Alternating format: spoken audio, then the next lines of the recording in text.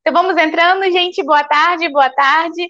Eu sou Chiara Bosetti e a gente vai fazer um Chiara Responde. Hoje a gente vai falar de como montar um godê.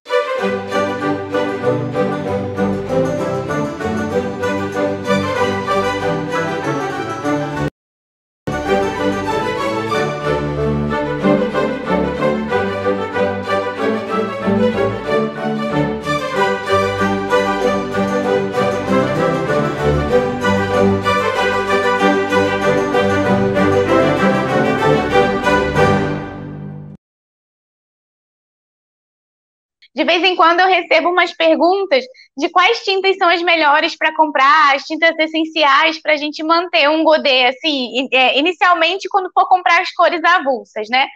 E aí eu separei algumas tonalidades para a gente conversar aqui.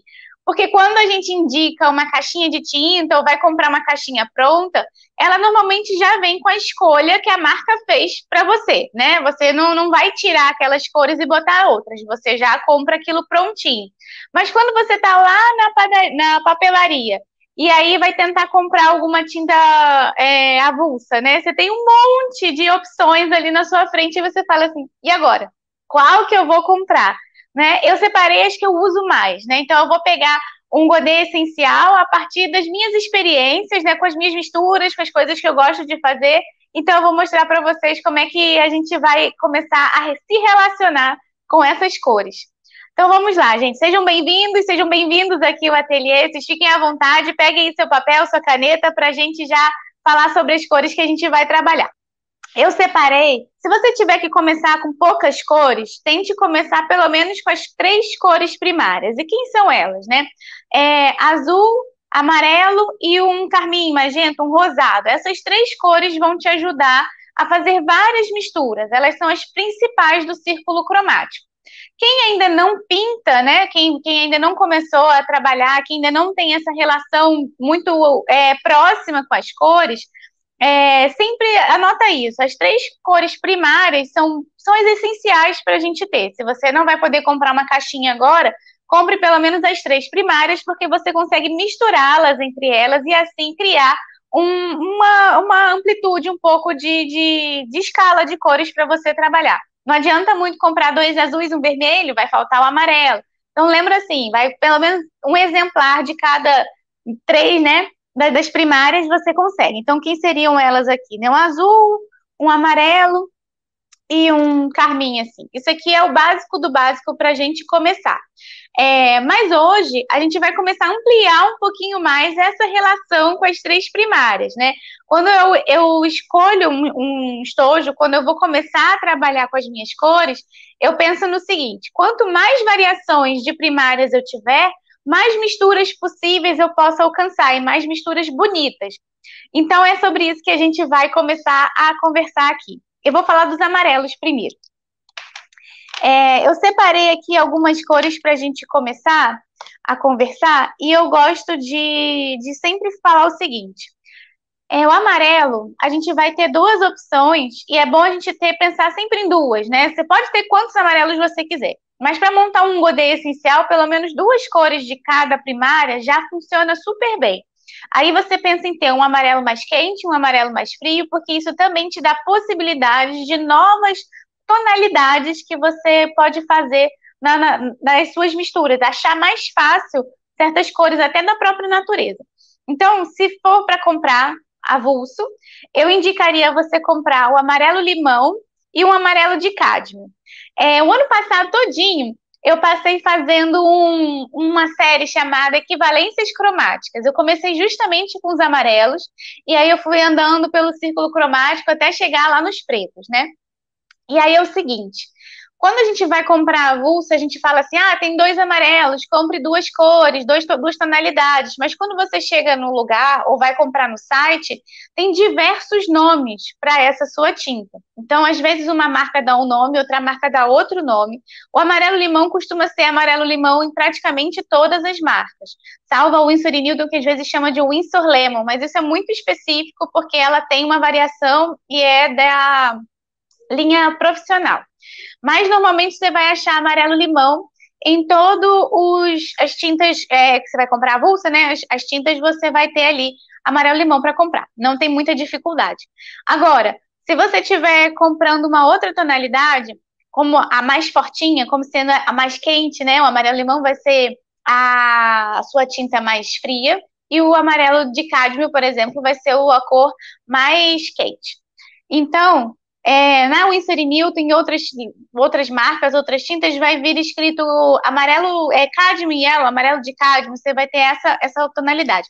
Mas na Van Gogh, ela vai vir como um azul yellow, não tem esse cádmio yellow. Você vai aparecer, pelo menos na Van Gogh, para você, ela vai aparecer como azul yellow. Não tem problema, tá? Se você tiver dificuldade de identificar as cores pelo nome, vai pelas tonalidades. Normalmente, os sites, né, das próprias marcas têm para você procurar lá as tintas e os nomes ou as numerações que essas marcas disponibilizam. Então, normalmente, a Van Gogh, por exemplo, ela tem umas numerações bem aqui em cima, assim, umas numerações que vão vir escritinhas aqui em cima, e aí ela vai estar, esse aqui, o amarelo azul é 269, esse meu. Aí você pode pensar nessas numerações como um catálogo. Os próprios sites vão te dar catálogos de cores ali para você procurar. Dentro desses catálogos de cor, você ainda pode achar variações como claro, intermediário, escuro. Quando você for montar o seu primeiro godê, você não precisa ficar muito preocupada nessa sensação assim, será que é claro, é médio, escuro? Você tem que pensar pelo menos assim, 2 variações de cor já é o suficiente para você misturar, mas se você tiver um amarelo mais escuro ou mais claro, ah, por exemplo, o aso intermediário ou deep, tanto faz, não tem problema. Para esse momento, assim, você não precisa ficar muito preso nessa ideia de que precisa ser exatamente uma cor correta, né? Uma vez eu tive uma aluna aqui que falava da cor correta. Não é exatamente uma cor correta, mas se você tiver tonalidades possíveis que te dão misturas interessantes, né? Misturas que vão te dar mais autonomia no seu trabalho, aí sim a gente pode até chamar de cor correta, mas não é essa ideia, exatamente uma cor muito específica.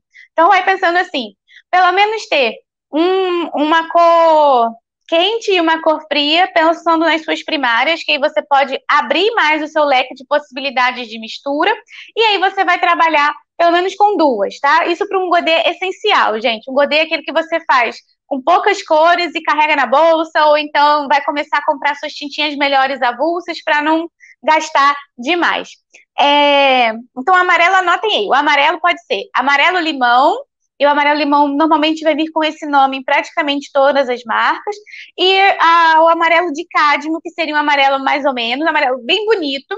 Eu gosto bastante dele, ele funciona. Cádmio é mais...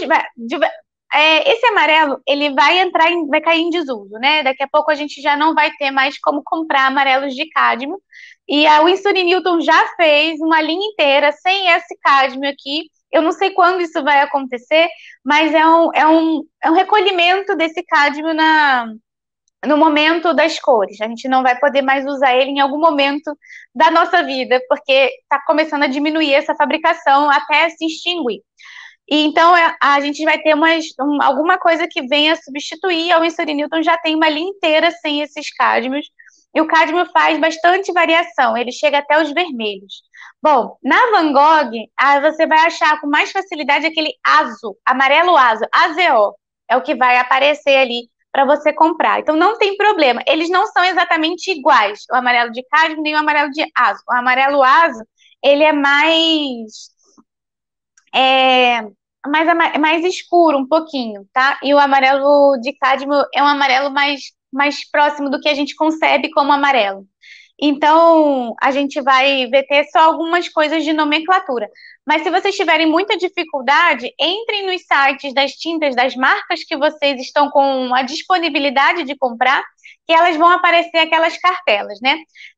Então, vale, assim, o cádmio e o azul vão ser a mesma coisa, eles vão ter variações, tá? Então, não se preocupa, se na loja só tiver o deep, que é o mais escuro, e você pensou em comprar o médio, ou na lista de material sua tá o médio, não fica preocupada se você comprar só o médio, o escuro e não o médio, não tem problema. Nesse início, assim, você vai conseguir fazer uma variação. O que importa é pelo menos você ter 2 tons de amarelo, e um claro e um mais escuro, tá? mesmo que essa cor que você compra, ela tenha variações de claro, médio e escuro. Uma delas só é o suficiente, não precisa comprar todas. Então, deixa eu só botar aqui no meu... Vou fazer minha paletinha aqui, só para vocês verem como é que ela vai funcionar. Esse meu amarelo limão aqui, ó, tá até rasgado, eu uso aqui até no final. Deixa eu botar ele aqui. Se fosse botar no godê, eu teria que rasgar aqui um pouquinho e colocar ele no godê. Então, eu vou fazer minha paletinha aqui, ao vivo aqui com vocês, para depois, no final, eu levanto e mostro um pouquinho. Então, eu vou botar as duas opções de amarelo. Gente, é aqui. Ui, aqui. Para vocês verem uma pequena diferença entre um e outro. Estou pegando aqui direto, porque eu não tô com ele na minha... Esse amarelo de cádmio não tá exatamente aqui no meu godê. No meu godê essencial, eu tenho o azo, tá? O meu godê não tá o de cádmio, tá o azo. O meu de cádmio fica no outro godê maior. Deixa eu botar aqui. Agora, uma questão, né? Se eu tenho azo e não tenho cádmio, se eu misturar esse azo, que é um pouquinho mais forte, com o amarelo limão, eu vou também criar sensações de amarelos mais claros. Então, eu consigo aí, talvez, pensar uma amplitude maior de amarelos, tá? Deixa eu levantar aqui para mostrar para vocês. Deixa eu ver aqui. Esse aqui é o amarelo limão, esse é o amarelo de cádmio e esse é o azul yellow. Tá vendo que um é um pouco ele é bem mais forte, mais alaranjado. Esse aqui até tá um pouco mais parecido no vídeo aqui, mas ele é um pouco mais forte do que o amarelo limão.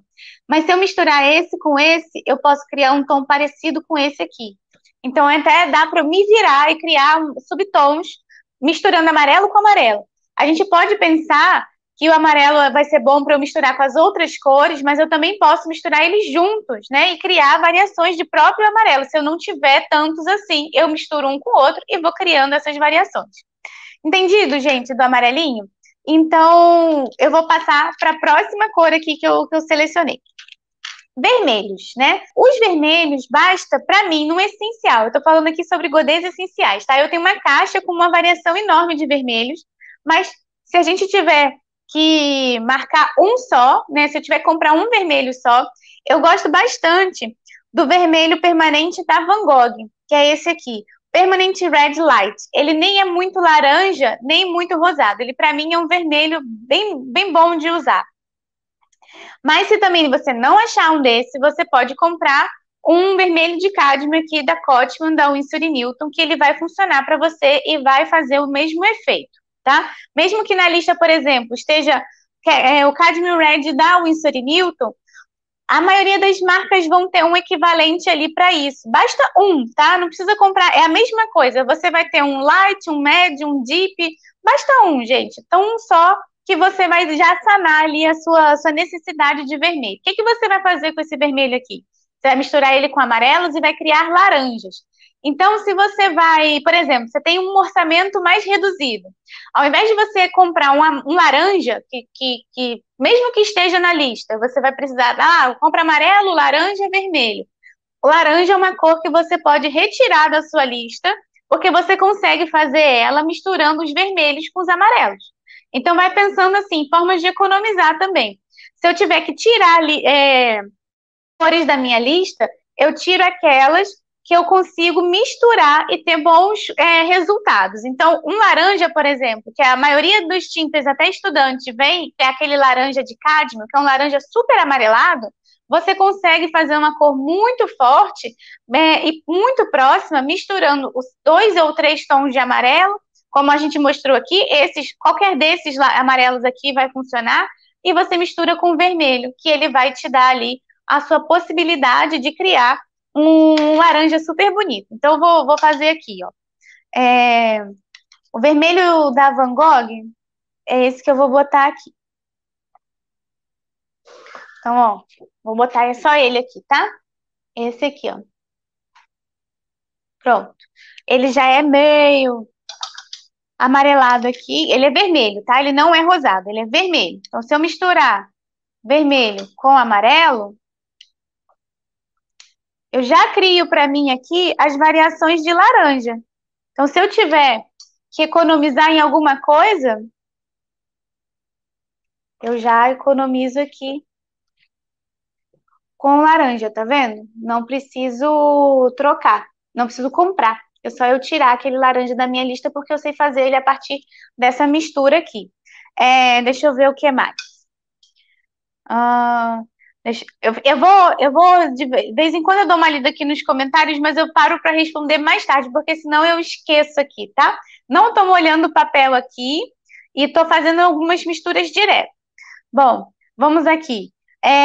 Do vermelho, eu vou pular pro rosado. O vermelho que eu falei agora foi o Permanent Red Light. Depois dos vermelhos, a gente vai passar para os carmins, né? Eu gosto de ter um rosado mais escuro e um rosado mais claro. Eu acho que ter duas variações de rosa super funciona. O vermelho, aqui, o rosa que eu tenho aqui é o Madder Lake Deep. Esse foi o que eu consegui comprar, tá, gente? Mas existe o mais claro também dele. Daí é aquela mesma história, tanto faz. Se na sua loja lá só tem o Deep, vai funcionar. Se já tem se não tem o Deep, tem o Light, usa também ele que já vai funcionar. Deixa eu ver o que mais aqui. Esse aqui é o Permanent Rose, tá vendo? Esse aqui ele é um rosa mais rosa, e esse aqui é um rosa mais vermelho. Ele aqui é mais fechado, e esse aqui é mais aberto. Então, eu gosto de ter os dois, porque eu faço variações de violetas, né? Outro violeta é outra cor que a gente pode pensar em ter e não ter. Pula para o laranja, como é que você faz? Encosta um tiquinho de amarelo nele, que aí você já cria seu vermelho alaranjado ali. Então, de vermelho mesmo, você precisa ter um. Na verdade, você vai acabar criando um leque de 3 opções de avermelhados. Você vai sair desse aqui, vai entrar num carmim e depois vai passar para um cor-de-rosa. Essa variação aqui eu acho bem boa, porque são 3 tonalidades diferentes que vão te dar opções de misturas diversas. Mas se por acaso você também tiver que diminuir os seus rosas, você diminui esse. Deixa esse aqui, que ele é mais essencial. Esse aqui é um rosado mais claro. Eu gosto mais dele. Eu gosto muito desse aqui, do Permanent Rose. Mas esse aqui, talvez, para uma aquarela de modo geral, ela funciona melhor. Vou anotar aqui as cores e eu vou levantar ela rapidinho aqui para a gente ver. Esse aqui que eu vou botar é o Madder Lake. Eu chamo tudo de carmim, mas essa minha cor mesmo é o Madder Lake Deep da Van Gogh. Então, aqui. Ó que dá a diferença aqui, ó, né? Esse foi o vermelho e esse já foi o Madder Lake, ele já faz um rosado. Então, daqui eu já consigo fazer outras misturas, tipo violetas, eu consigo até escurecer esse vermelho de cá. Eles dois juntos fazem uma tonalidade super bonita. Então, dá para eu trabalhar aqui, ó.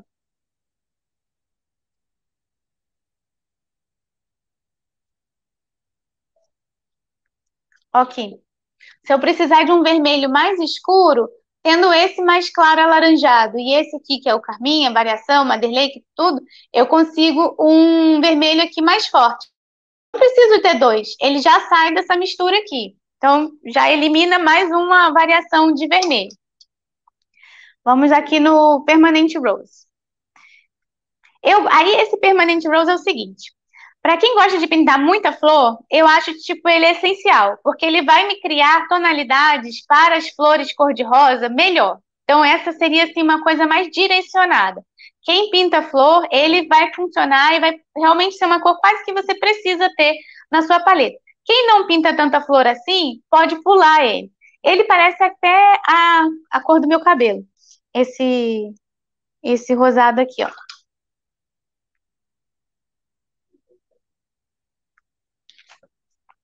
O interessante é ver como a cor puxa, ó, pra cá, tá vendo? Quando eu diluo ela, o que que ela faz? Ela faz uma tonalidade mais suave, mais fria, enquanto esse aqui é mais quente. Então, eu tenho aqui também duas variações para novas misturas que eu quiser criar.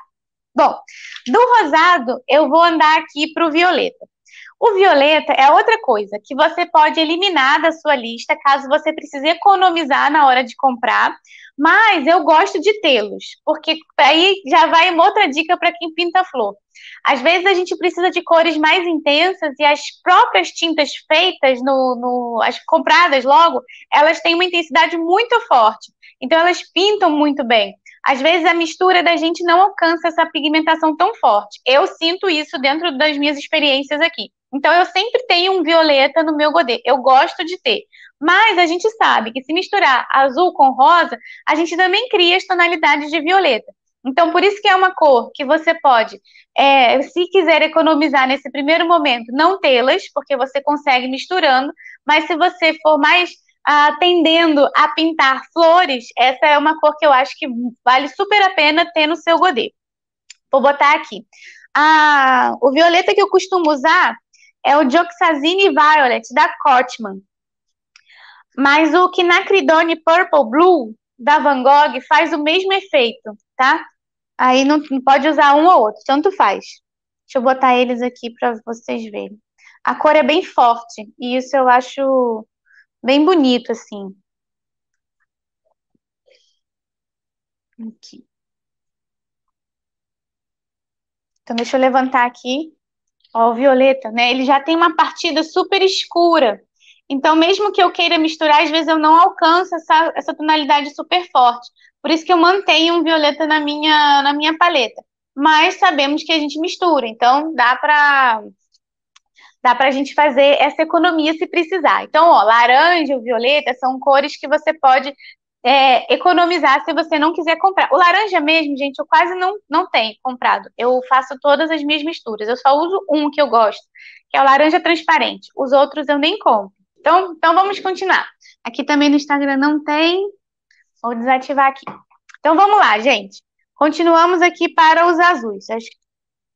Existem diferenças consideráveis entre usar pastilha e bisnaga? Tenho a impressão que as aquarelas em pastilhas são menos pigmentadas, mais difíceis de misturar.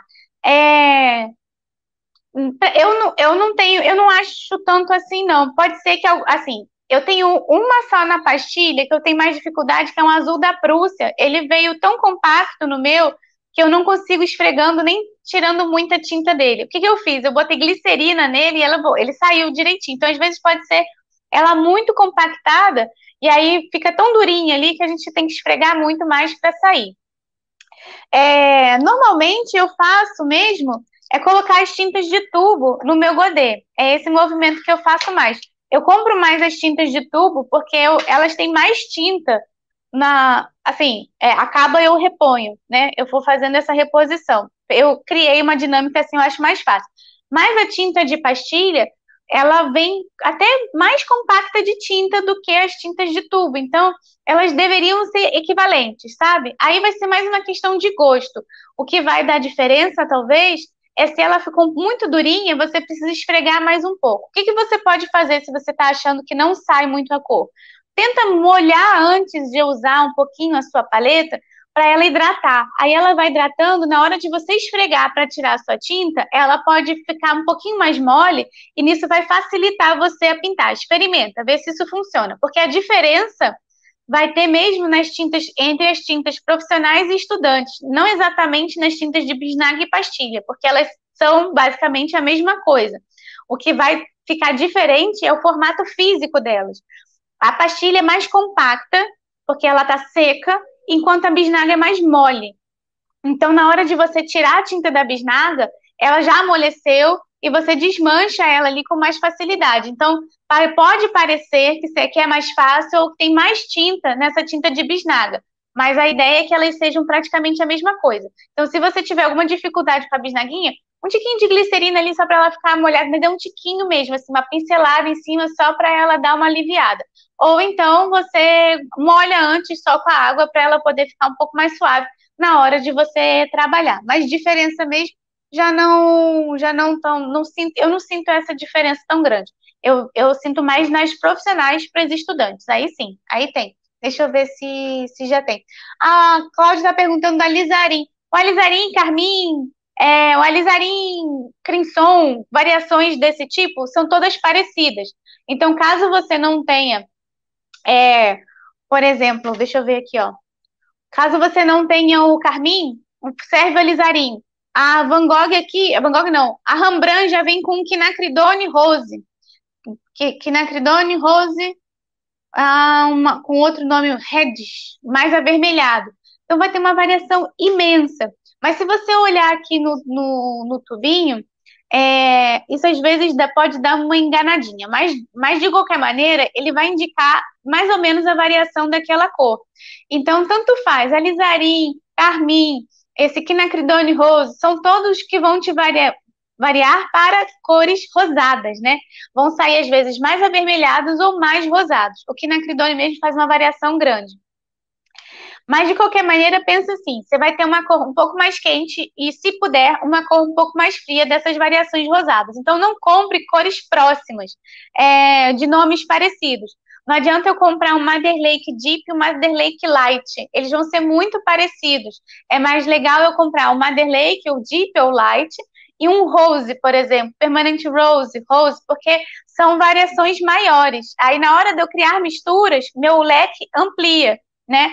Então, se você procurar em outras marcas, eu acho que a Winsor & Newton chama de alizarim crimson. A minha grumbacheira aqui chama de carmim, mas são todos muito parecidos, a variação é muito pequenininha. Eu vou fazer um parêntese, que é só um parêntese mesmo. Esse aqui, eu chamo não, ele chama permanente magenta. Eu gosto muito de ter essa cor. Quem pinta flor também é bom ter um permanente magenta. A gente faz uma variação de cores muito bonita com ela. Ela vai vir como magenta na versão profissional. Na versão estudante da Winsor & Newton, ela chama de Purple Lake. Ela vai vir com esse nome. Ela parece mais violeta, né? Mas se não conseguir comprar o magenta e você precisar pintar uma flor mais ou menos dessa cor, dá para você misturar um pouquinho de carmim com violeta, que ele chega próximo. Então, assim, tem algumas cores que a gente pode fazer uma mistura, e tem outras cores que nem sempre vão ser legais de fazer as misturas, né? Nem sempre a gente atinge a mesma ideia, mas proximidades a gente consegue. Então, tem aqui, ó, ele não vai ser tão bonito quanto o magenta. Deixa eu só botar aqui que o magenta é uma observação. Então, essa é uma dica mais para quem pinta flor. Quanto mais rosados você tiver para pintar flor, melhor. Mas hoje a nossa live aqui é de uma paleta essencial. Mas eu não poderia deixar de falar aqui do magenta, tá? Só para mostrar aqui. Eu consigo fazer uma tonalidade próxima, misturando esse carmim aqui com esse violeta. Tá vendo aqui, ó? Ele chega num rosado super profundo. Esse é o magenta já pronto. Ele é mais luminoso, tá? Então, de vez em quando, as misturas podem dar essa sensação pra gente. Em mistura, que ela não ficou tão luminosa quanto a comprada. Mas, se eu não tiver esse aqui, eu consigo elaborar nessa paleta mais reduzida aqui, ó, entre carmim e violeta. Eu chego numa cor próxima. Então, como o magenta é uma cor mais cara, e na linha profissional, é que a gente vai achar ela mais bonita, então dá para, assim, se precisar eliminar esse tom, porque pode não achar, pode ser muito escuro, ou então muito caro de comprar, a gente consegue fazer esse mandrake aí e misturar um pouquinho de carmim com violeta. Agora vamos aos azuis. O azul que eu gosto de usar é o azul ultramar. Eu uso demais ele. Para mim, esse é um azul essencial que tem que ter na minha paleta. Mas se você já usou o azul ultramar e não gostou porque ele granula, porque o azul ultramar tem uma questão da própria pigmentação. Profissional, estudante, tintas, marcas e variações, elas vão ter essa questão aqui do azul ultramar granular. Ele vai fazer uma mancha, vai fazer uns pontinhos em cima do seu trabalho. Eu não me importo com isso, eu gosto. Mas quem não gosta tem que evitar o azul ultramar. Aí não vai ter jeito. Não. Mas eu gosto demais desse azul, eu acho ele para mim um essencial. Aí, o que você vai pensar? Vou trocar ele por outra cor. Vou usar outra cor.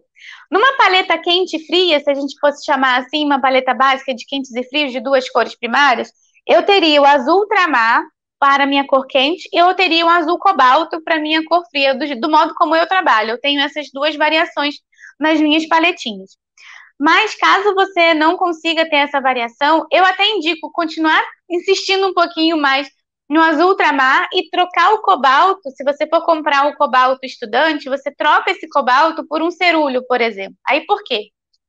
Normalmente, as tintas estudantes que chamam cobalto, né, cobalt blue, azul cobalto ou variações, elas vão ser feitas da mistura do pigmento do azul ultramar com branco. Então, vão ser cores muito parecidas. Então, se você quiser ter uma variação melhor de azuis, tenha um azul ultramar e um cerúleo, por exemplo, que é um azul diferente. Então você vai criar duas nuances diferentes. Até os verdes a partir do cerúleo são muito intensos, são bem bonitos. Enquanto os verdes a partir do azul ultramar são mais parecidos com as tonalidades da natureza, são mais até acinzentados, o que vai acontecer daí. E se você estiver trabalhando com azo, o verde com o amarelo, né, o amarelo azo, o verde com o azul ultramar fica muito cinza. Aí seria interessante com o azul cerúleo, ele fica mais luminoso, né? Então, pensar também nesses tons que você tem à sua disposição. O azul ultramar com amarelo de cádmio não tem problema nenhum, ele fica super bonito, fica até um tom muito natural. Agora, com o azul yellow, ele fica mais acinzentado, ele não dá aquele verde super bonito. Então, trocar por um azul mais luminoso para você trabalhar com esse amarelo que é meio que dá essas nuances mais estranhas aqui. Deixa eu colocar aqui para vocês quem são, né? Esses azuis que eu estou falando aqui. Eu tenho aqui no meu godê o azul ultramar. Ele não sai daqui. Eu uso ele, tanto faz. Eu uso ele da Van Gogh, eu uso ele da Cotman, eu uso o azul ultramar de todas as marcas. Eu sou fã do azul ultramar, então eu saio comprando ele em várias marcas para trabalhar. Porque eu gosto demais, é um azul para mim essencial. Aqui, ó. Esse aqui, só que aqui ó, o meu é o seguinte. Eu tenho azul ultramar aqui e esse de baixo é o meu cobalto. O meu cobalto que eu uso é uma linha profissional. Aí ele já é originário do cobalto. Se eu usar o cobalto estudante, ele é muito parecido com o azul ultramar. Principalmente se você comprar os da Cotman. São muito parecidos, a cor. É bem próxima. Então aí já não vale muito a pena. Se você for comprar essa, não precisa comprar essa. Aí você troca por um azul cerúleo. Se você estiver usando o da Van Gogh é bem escuro, esse azul ultramar, que é muito bonito também. Aí, vou misturar ele com o amarelo azo para vocês verem como é que fica. O azul da Van Gogh é esse que eu mostrei agora aqui. Eu botei aqui no meu godê. Deixa eu pegar aqui.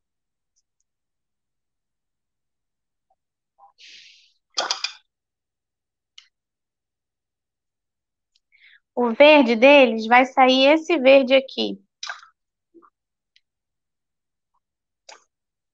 Deixa eu pegar aqui só para mostrar da onde vem. Estão vendo aqui? Não é aquele verde mais bonito, mais luminoso, não. Então, essa mistura, deixa eu só pegar aqui minha caixinha, pegar um. Deixa eu ver se eu tenho um cerúleo aqui.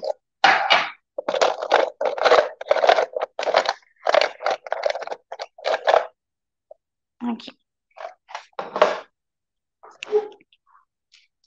O cerúleo já é um pouquinho mais claro.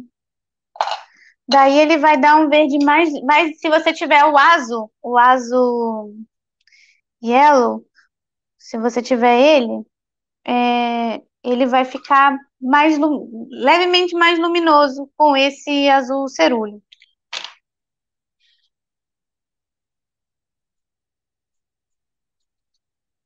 Aí aquele verde que talvez você gostaria que desse, ó, tem que trocar o azul. Aqui, ó. Olha só. Se você estiver trabalhando com esse amarelo, que é esse amarelo aqui, ó.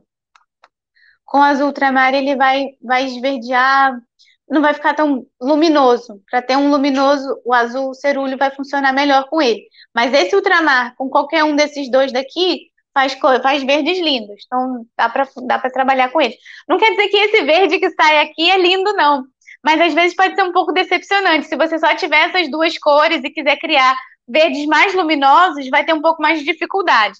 É só essa observação. Então aí vai ter que. Aí o problema não é exatamente não tem um problema das cores, é só a combinação ali que tem que trocar para funcionar.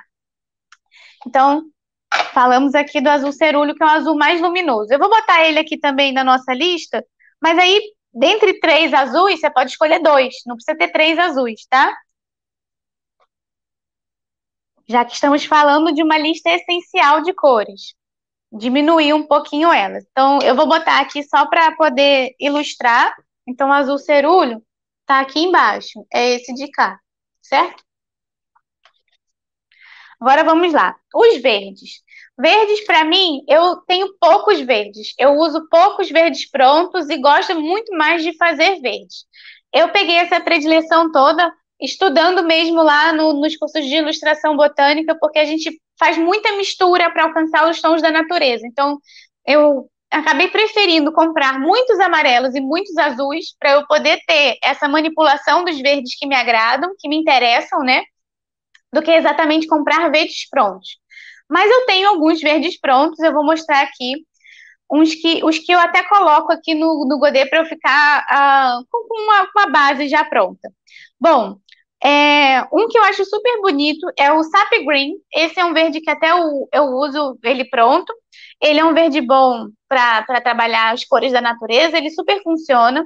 Eu tenho ele aqui, a minha da versão profissional, mas a versão estudante da Cotman é muito parecida, então não tem problema, pode ser tanto faz, esse Sap Green.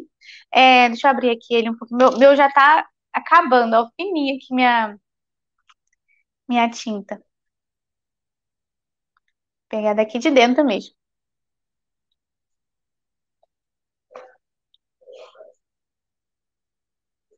Ele é mais intenso um pouco do que eu tô botando aqui, que tá acabando a tinta. Mas, ó, é um verde super honesto. Eu gosto dele. E como eu pinto mais paisagem e elementos da natureza, esse verde aqui, ele funciona melhor pra mim, tá? Mas aí na falta desse verde, do Sap Green, se você só conseguiu comprar uma outra variação, então a Van Gogh tem um que chama Permanent Green. Ele é mais azulado. Não é ruim, não é um verde ruim por ser mais azulado. Aí você vai fazer boas misturas com ele, colocando um pouco de amarelo ou de ocre, que vai funcionar também para você criar essa sensação mais interessante.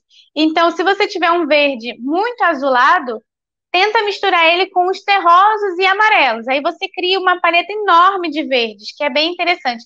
Eu vou deixar os verdes para a gente falar mais numa próxima live, porque fazer as misturas de verdes são sempre mais difíceis. Então hoje eu vou mostrar os verdes e a gente depois se encontra aqui de novo só para misturar verdes, tá? E achar essas variações interessantes. Já que a gente está pintando flores, folhas e afins, esses verdes são sempre assunto de muita dúvida. Então, eu vou deixar um tempinho só para a gente conversar sobre eles. Esse meu verde aqui, que pode ser um verde que você pode ter, é ou, tá?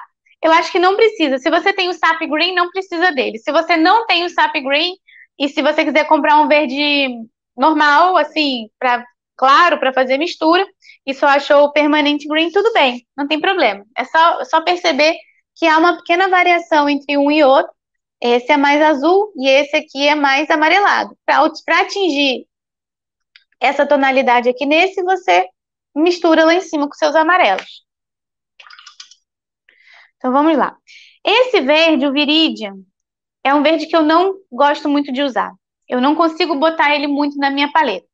Mas eu tenho ele assim, quando eu quero fazer muito tom de verde, uma base muito forte, eu preciso de muita tinta verde, aí eu misturo bastante ele, boto bastante dele no Godê e acerto ele com outras cores.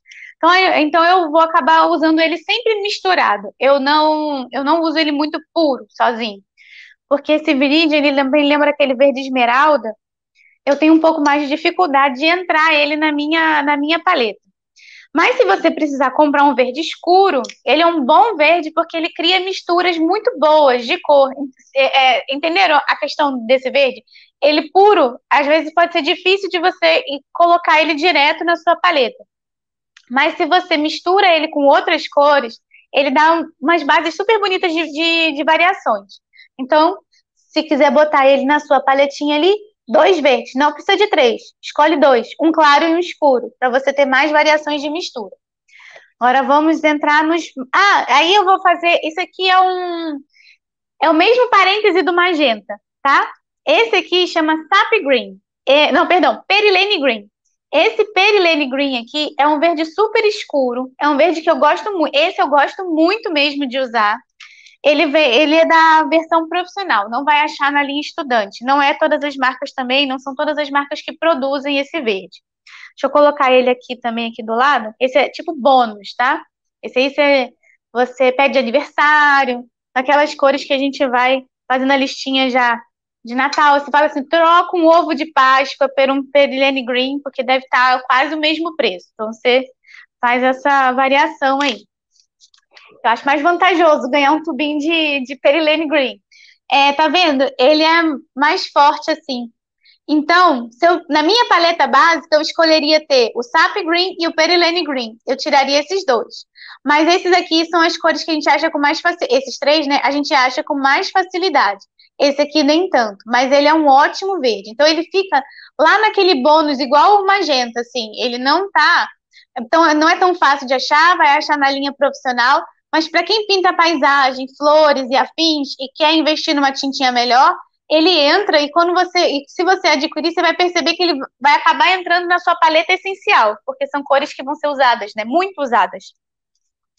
Agora vamos falar um pouquinho dos marrons.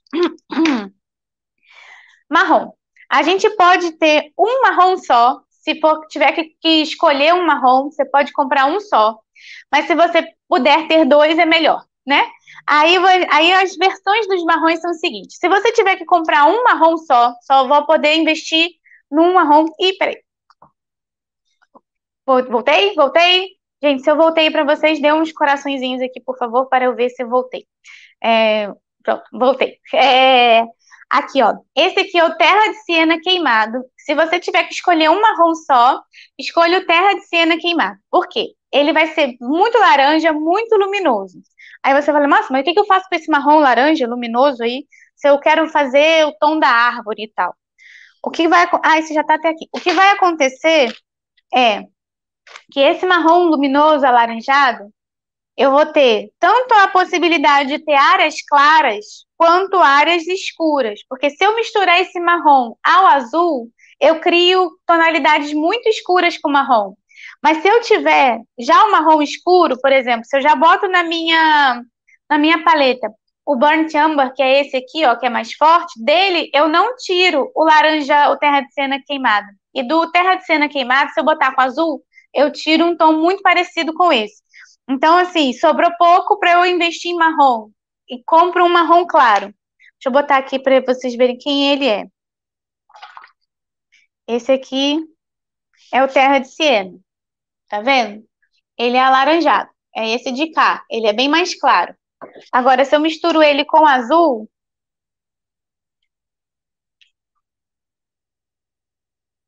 Olha quem eu faço.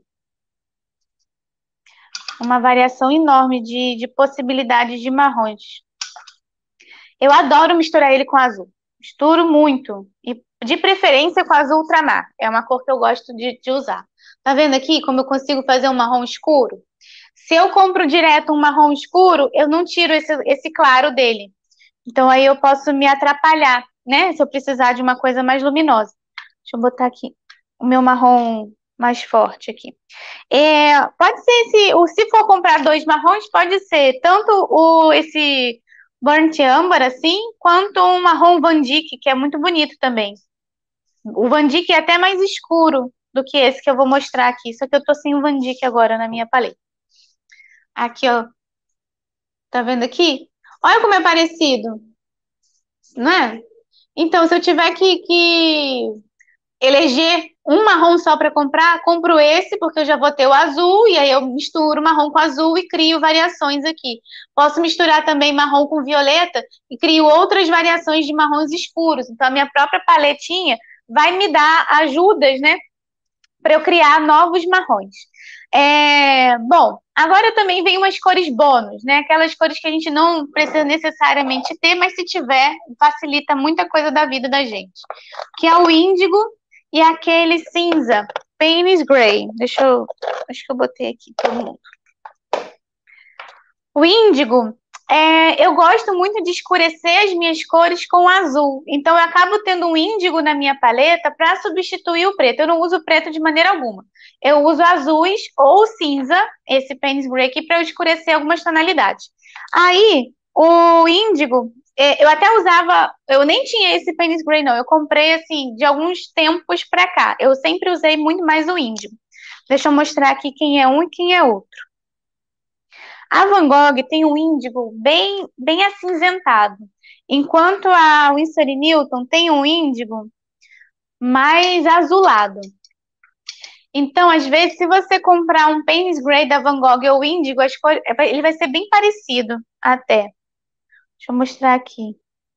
Mas o índigo da Winsor & Newton é mais azul. Mas tanto faz. Um ou outro, tanto faz.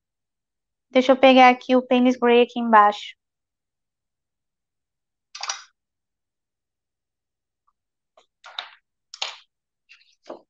Então, aqui, ó, né? Se você quiser escolher uma cor para escurecer sua paleta, basta um desses dois aqui. Depois você abre isso mais. Mas se for a ideia de uma cor essencial, ou o índigo ou o Payne's Gray. Se quiser uma cor mais forte, o Payne's Gray é mais escuro um pouco do que o índigo. Então, ele também vai te ajudar a fazer o quê? Escurecer lá aquele marrom que você só tem um. Ele vai escurecer um violeta, ele vai escurecer o azul, vai escurecer até os vermelhos aqui e criar variações interessantes. Vai escurecer seus verdes. Então, tendo uma cor escura que não é o preto, ele também te ajuda a trazer sombra para toda essa paleta luminosa que a gente fez aqui. Porque as cores que eu escolhi para ser uma paleta mais essencial são cores bem luminosas, exceto essa aqui que é mais profunda, mais escura. Mas com uma só dessa, eu consigo escurecer todas essas de cá e criar variações luminosas, né? Então, eu acho que fica mais fácil da gente pensar nisso, assim, pensar numa paleta essencial com cores, com possibilidades de mistura mais interessantes. Eu vou só subir aqui um pouquinho para o pessoal do Instagram para poder ver as misturas, eu mostrar direitinho as cores, porque levantando assim eu acho que fica mais complicado. Mas de alguma maneira, eu precisava ir conversando aqui com vocês. Eu tenho uma outra paleta que eu mostro, acho que em todos os lugares eu mostro essa paleta de cá. Isso aqui é um exercício, ó. Porque depois que eu tiver essa paleta essencial, eu vou fazer a mistura dela. Fazendo essa mistura aqui, eu vou ver quanto a minha paleta aumenta, tá? Essa aqui é até do curso de flores, eu coloco magenta nela, tem poucos azuis, tem mais verdes, porque a gente trabalha com bastante mistura e bota um marrom só, porque aí ele atinge ali as tonalidades básicas que a gente precisa. Isso aqui seria uma paleta mais básica, genérica, digamos assim, para poder trabalhar com qualquer necessidade de mistura e de pintura que você fizer.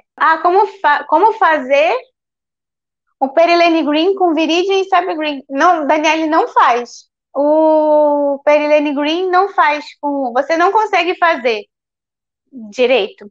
Você consegue tirar Você consegue tirar algumas tonalidades próximas, né?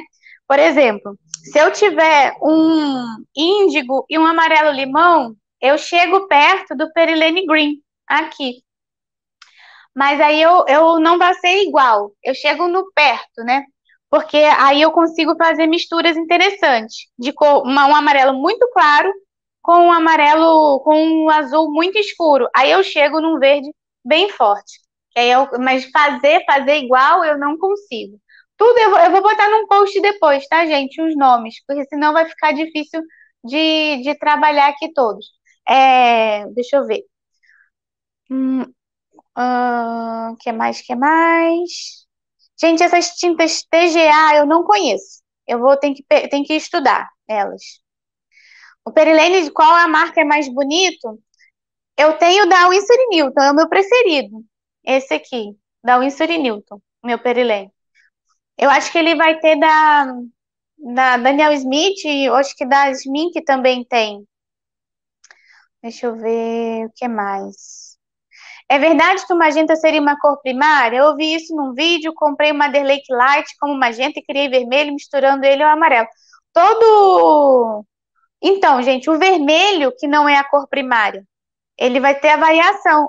Se eu consigo fazer vermelho daqui, ó, dessas variações dos rosados. O magenta tá aqui.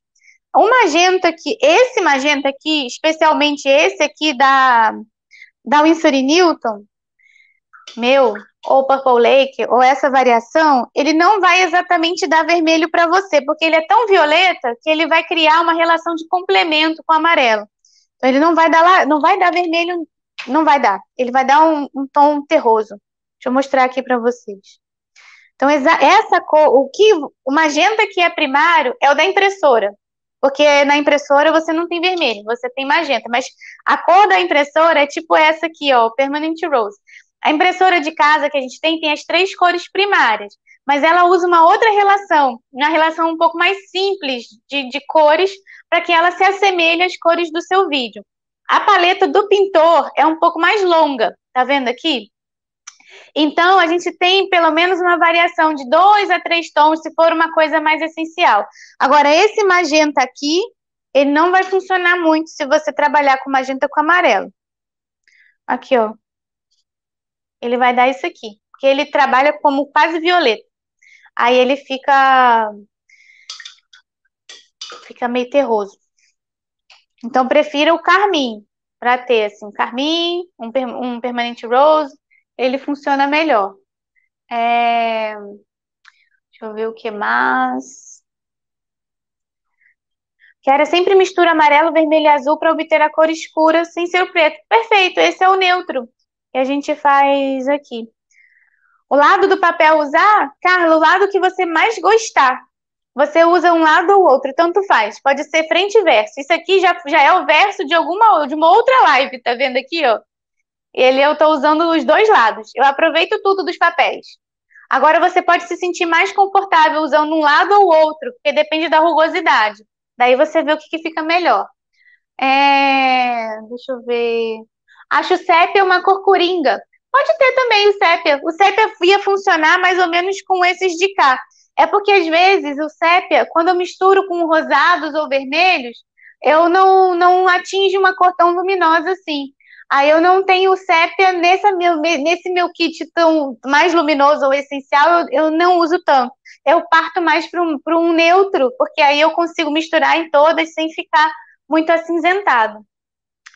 O azul ultramar pode ser substituído pelo Intense Blue? Pode. Se quiser usar ele, pode usar. Porque quem não gosta do azul ultramar pode trocar por esse Intense Blue. E aí você tem um azul mais escuro dentro da sua caixinha ali. Não tem problema nenhum. Deixa eu ver. O Perilene tem alguma granulação? Não. Aqui, ó, o exercício é a mistura de todas as cores com todas as cores. Aí eu vou colocando em vários quadradinhos e a gente vai vendo aqui o que vai acontecendo.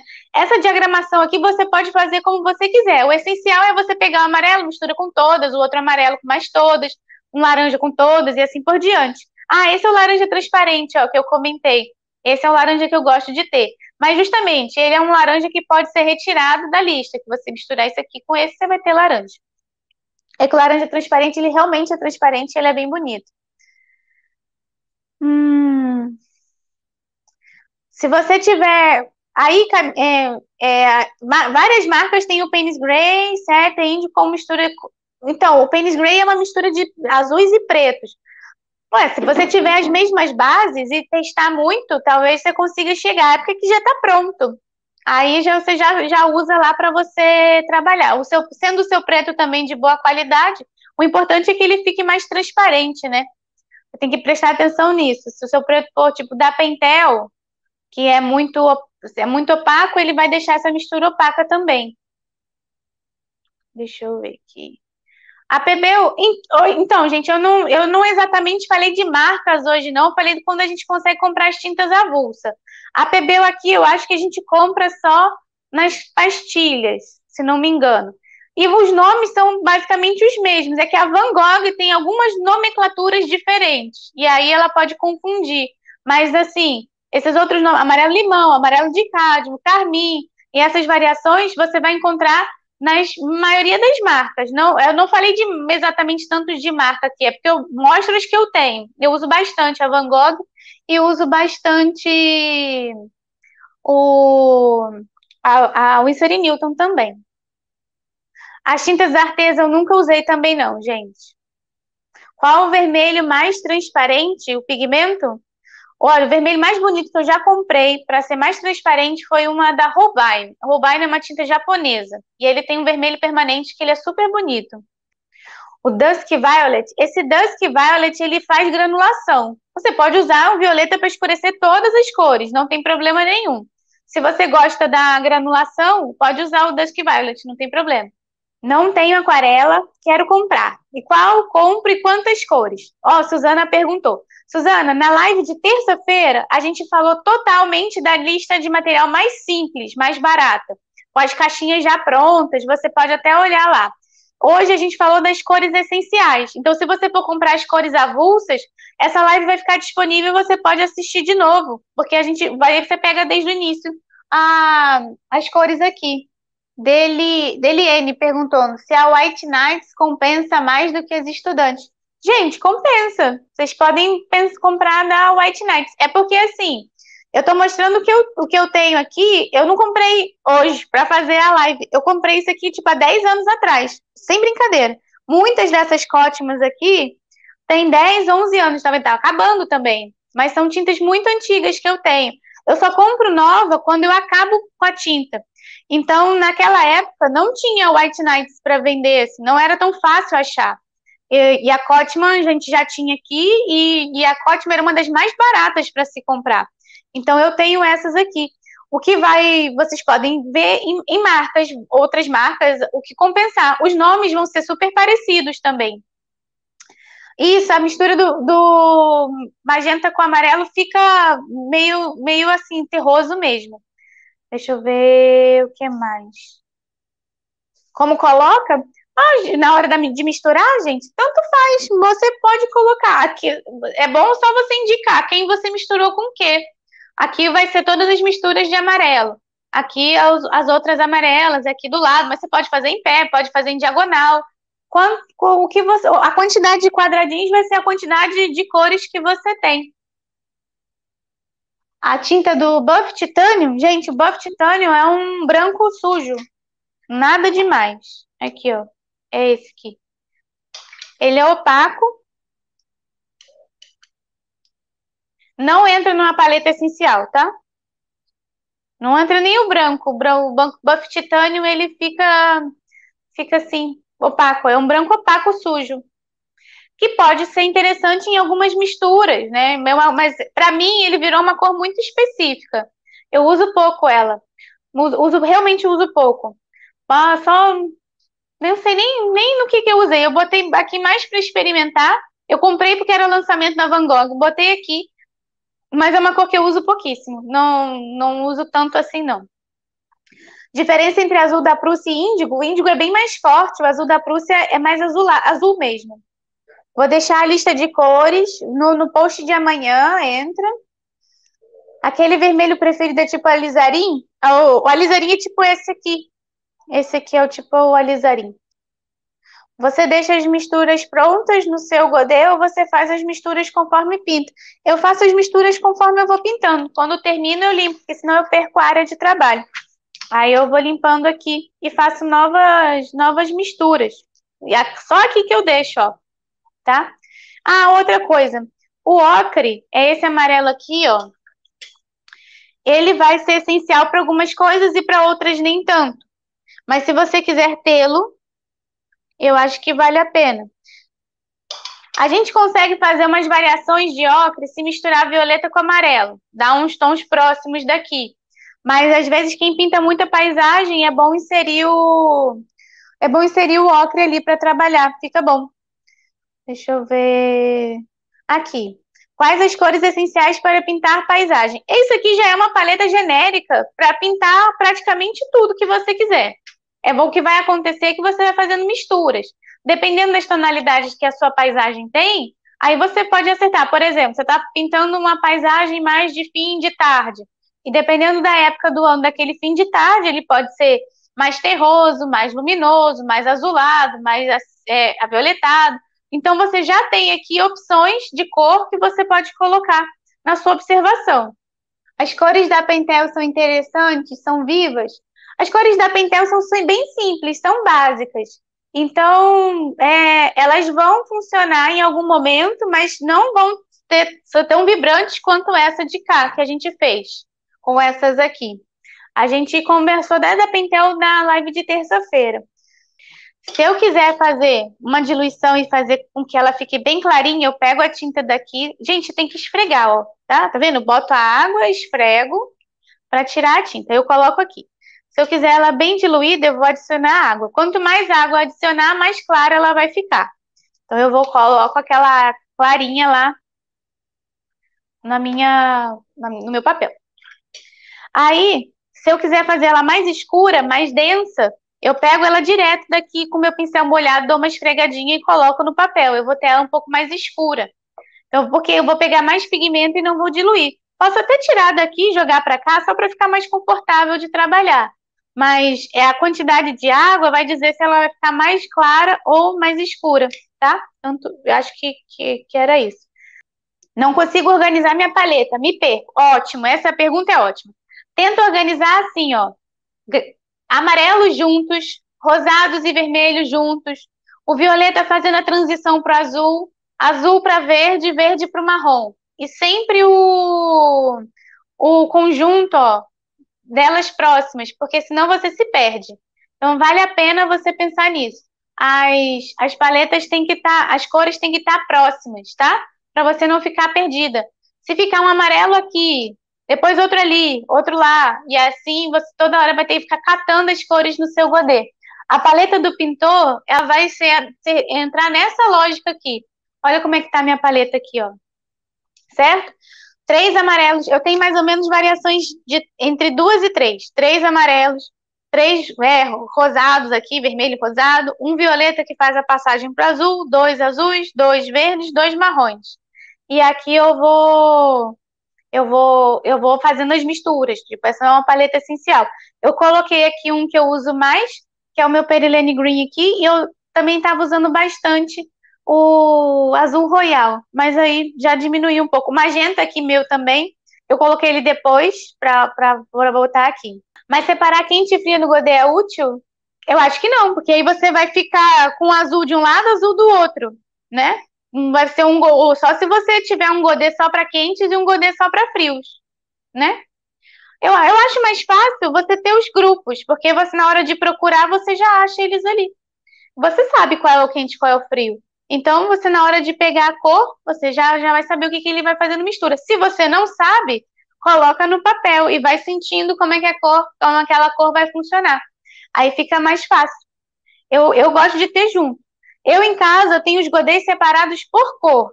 Então eu tenho assim eu tenho godês só de azuis, só de vermelhos, só de magentas e rosados, só de amarelos, porque aí eu tenho reuni todas as cores que eu tenho no godê e fiz o meu catálogo. Também não adianta só botar ali no godê e não criar o catálogo. Você faz um catálogo das suas cores. Aqui, né? Tá organizado conforme o meu godê. Então, godê de azul, eu tenho todos os azuis aqui. O godê de... os outros aqui. Godê de rosados. Todos eles estão aqui. O godê de amarelo, vermelhos, ó. Os vermelhos estão aqui. Então, assim, eu separo eles por cor e crio o catálogo. Então, aí eu sei o que eu tenho à minha disposição. E o nome da cor também. Até eu decorar, estão todas aqui. Marrons estão aqui também. Deixa eu ver o que mais. E os verdinhos, tá vendo? Eu tenho poucos verdes. Desses verdes eu uso menos ainda. Eu uso pouco deles. Então tá aqui. Eles ficam todos separadinhos. Assim que à medida que eu vou comprando cores novas, eu venho e anoto aqui. Então tem espaço ainda para eu anotar. Que eu vou deixando. E aí quem tiver curiosidade em saber um pouquinho mais das cores, tem os vídeos. Eu acho que quem não acompanhou, tudo isso aqui eu fiz no IGTV, ó. Tá? A explicação todinha das variações de cor, das equivalências, tonalidades próximas. E vou explicando várias coisas também. Aí muito mais específico de cada grupo cromático. Para ficar mais fácil. Tá bom? Aqui, ó, tá vendo? As variações dos amarelos que vocês podem ter. Tá? São muitos. Então tá bom, gente. Eu espero que vocês tenham gostado. Eu espero que tenha sido útil, porque eu sei que é muito difícil assim a gente chegar ou num site ou num local de compra, que é uma papelaria, né? E ficar horas pensando qual é a cor que eu vou levar. Às vezes, mais importante do que saber exatamente a cor que você vai levar, é pensar na variação que ela tem ali, que ela pode dar para você. Então, pensa nisso, assim, 2 amarelos, 2 azuis, 2 rosados, vai pensando nessa ideia de composição que vai funcionar.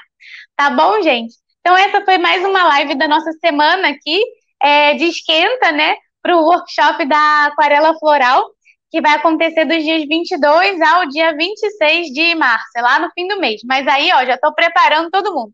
Quem tiver dúvidas sobre uma paleta mais básica, simples e mais baratinha, foi na live de terça-feira que a gente conversou. Hoje eu peguei como se a gente estivesse montando as tintas avulsas. Eu fosse comprar uma de cada uma, sem comprar uma caixa pronta. E aí eu coloquei essas sugestões, tá? Às vezes a gente vai tentar comprar parecido, não tem. Mas isso tudo fica como sugestões para vocês poderem montar a sua pequena paleta e depois aumentar ela conforme o tempo e o desejo aí de sair colorindo por tudo por aí. Um beijo, gente. Até a próxima. Até amanhã. E aí a gente amanhã se encontra de novo, tá bom? Amanhã a gente vai pintar aquelas gotinhas em cima das folhas. Então tá, gente. Falar um pouquinho mais de luz e sombra. Elas vão ser, na verdade, a minha desculpa para falar um pouquinho sobre luz e sombra com vocês. Então tá bom, gente. Até mais e um beijo. Tchau, tchau.